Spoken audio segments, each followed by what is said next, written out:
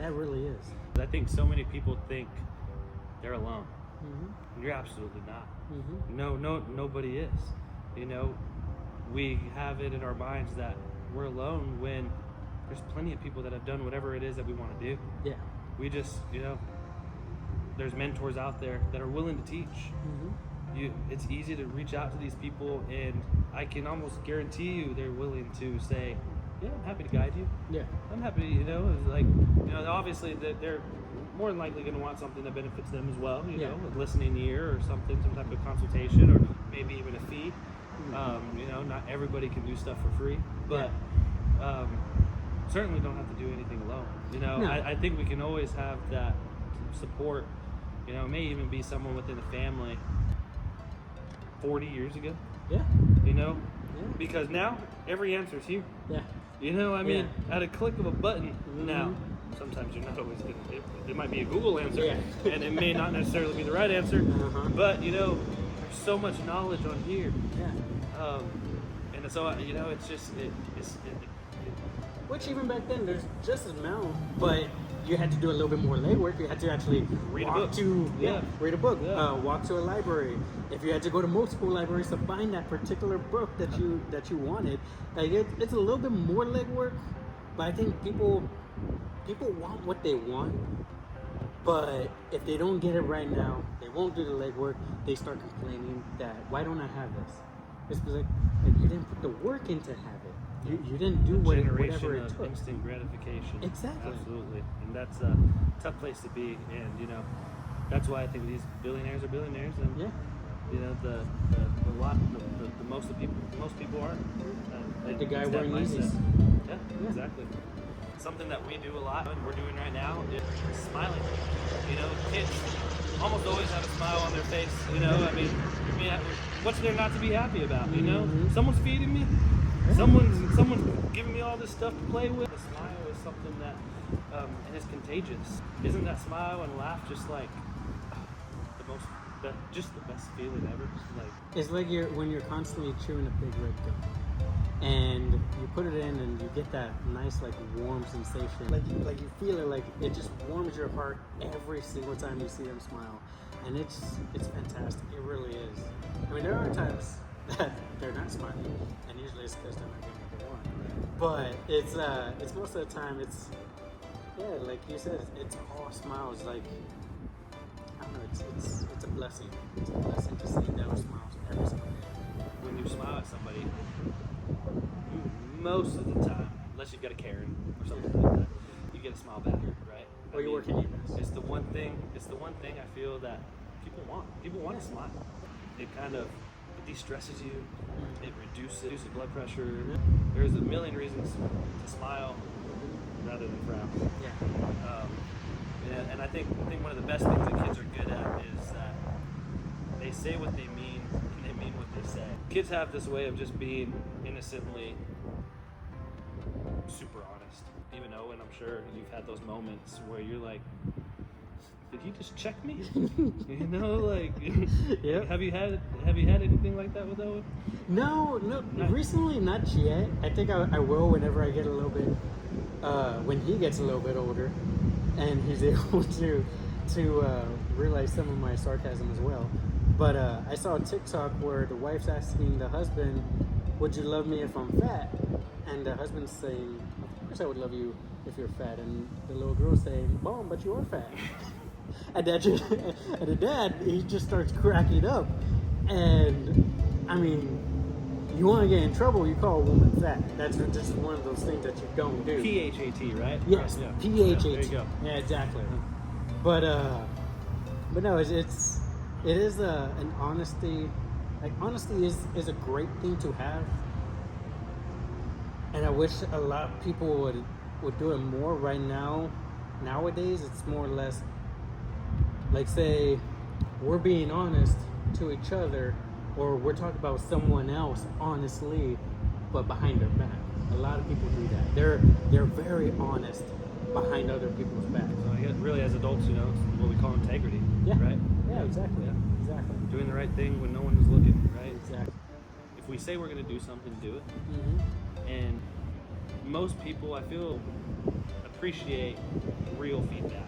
You know, there's a lot of people that hate criticism, but I think more people, if you come out the right way, right, there's a right approach. But I think most people, if you tell them what you mean and you say it in a particular way, that's the beauty about kids, right? They say it so innocently that it comes across just like, you know, they're not being ugly. They're not trying to be a certain way. Now, you might take it that way, you know, and you know, that's your insecurities driving that. But a child doesn't mean to hurt anybody's feelings. And I think even as adults, we do that. You know, we'll say something to somebody and they're like, wait, what? You know, they take it personal. They take it so personal, and you know, and so I think as adults, that's why we kind of draw out of that. But if people could just learn that it's not always with ill intent. You know, we say something because we feel that hopefully this provides something for you. Hopefully, you know, like when I started this YouTube channel, you know, I reached out. I was like, hey man, can you give me some feedback? Because nobody else is giving me feedback. And you know, you told me, man, I can't hear you. I can't hear your audio. Upgrade your audio equipment. You know, get a new mic, something. You know, and I was like, what, really? I was like, when I listened to it, it sounded great. You know, only to find out that computer speakers from headphones to obviously Bluetooth speakers in your car all sound different. You know, and so I found out that in most of my videos, you didn't even play in the car at all. You couldn't hear my voice. So I'm like, dang, you know, kind of back to the drawing board. And but I couldn't have done that and coming out and said what you mean, and you know, told me exactly what it is that I need to do. And it was actually Bianca that was telling me, you gotta tell me that. Because I was like, yeah, I mean, if you want to make a movie, you want to make a Spielberg, James Cameron type of movie, those are directors. If you want to make a great movie, then you need to have the best feedback. You got to be able, okay, that shot didn't look good, okay, let me go, or a third eye.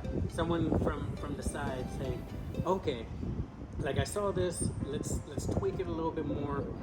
And I know you're not anyone to half-ass anything you do. You've never done that, so I've never expected you to. So whenever I heard some of the things like, okay, he can work on this, I knew that you would take it well. You could actually take that feedback and the fact that I'm new at this, right? So you know, I'm not at all saying I'm a YouTube professional. No, because I'm absolutely not. You know, it's one of those things where I'm learning the editing software. I'm learning how to use a camera. I'm learning, you know, and a lot of stuff that I've even picked up has been because of, you know, people like you that have reached out to me and said, hey, try this, try that, you know, and we're only as successful as, again, who we surround ourselves with, you know, and to me, you know, that shows me, hey, you know what, this is someone I want in my corner that supports me and will tell me when something looks like crap because, hey, man, you know, like, I want to help you make this better so you can take this to something. Let's make this something. So I appreciate that. One of the other things that kids are just so great at is making friends. You know, like you remember being a kid and you could just go up to anybody. Hey, will you be my friend? You know, why can't people do that anymore? You know, we go out here and, you know, maybe obviously I'm not just gonna walk up to somebody and say, will you be my friend? But you know, like, making friends is still so invaluable. Or networking, you know, which a lot of those turn into friends either way. But you know, just going out and networking, so huge. And you know, Owen at his daycare and stuff, like, I mean, does he have his little core group, or is he just kind of all over the place with all the kids? For the most part, he is kind of all over the place. He can never sit still. But also, I think as far as making friends, that's more of a shared trait. Like, me and you, we've never had problems making friends. We never had problems going up to an individual, being talkative, being extroverts. But I know some people, they're introverts, but it's a shared quality. They got that from their parents. They're not as outspoken as some people. So it is hard whenever you're being told, hey, don't go up to strangers, or don't talk to that person. Like, it's not, you don't know that person, so don't talk to them. It's like, well, what if I want to go find out what they're up to. What if I want to go talk to someone just to say hello? What if I want to?